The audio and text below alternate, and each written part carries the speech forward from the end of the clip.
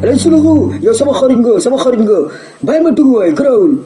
Duggoo xoolal jóge fi balaa ma lay karaate. acca hey yaa. Alay Suluxu dafa lay kurpañ de. acca hey. Alay Suluxu.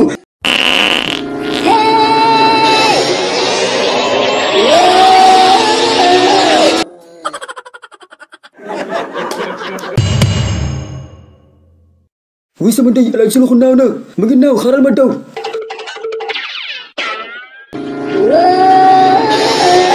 Une personne qui vole. Mais je rêve ou quoi? Mais c'est Aladji Mbouloukho. Mais c'est impossible ça. Attends, je vais voir sa famille pour leur dire.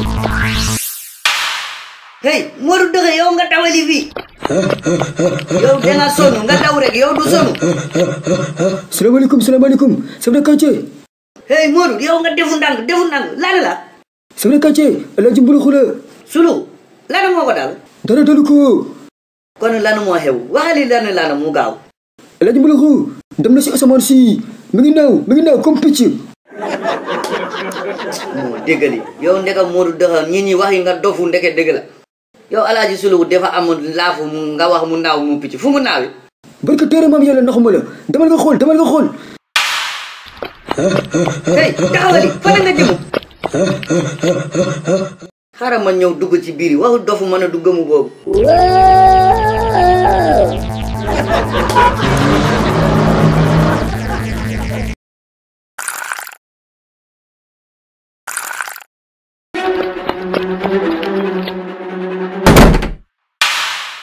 Bonjour, salam alaikum, Malik.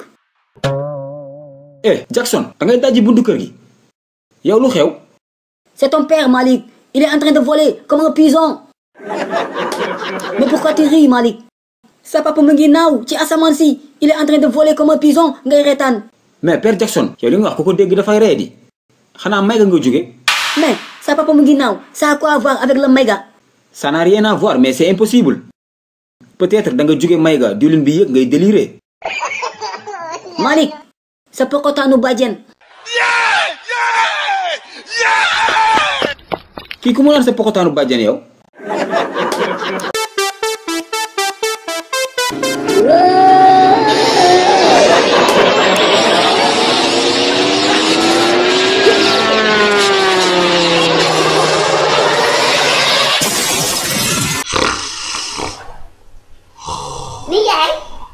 Nijaay. Hey! Yow maa jàmm la. Ndumbe. Kon naawuma. Naaw jàmm. Yow bàyyi sa dof bi te nga jox ma dépense bi mi ngi naaj. Ndumbe. Kon Modou Deugué ñëw fi. Moo nijaay xanaa da nga doon géntati. Moom Modou Deugué lu fi def suba teel gi. Alhamdulillahi rabbil alamin. Jërëjëf yàlla suñu borom.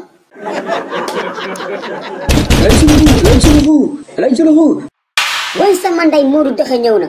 L'histoire va se répéter. Ndumbe, n'ouvre pas la porte, bul ubbi buntu kër gi. Xaaral ma daw dugg ci rondal bi ci suufu lal bi.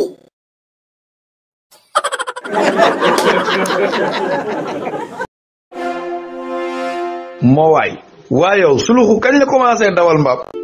xale yi livre yi bees génnati la de. waaw vacances yi am ngeen lu leen wétali de. ñaari livre Suluxu yu bees tàq tome 4 ak tome 5 lañ leen indil. bii pa da ngay am livre de lecture ak question de compréhension.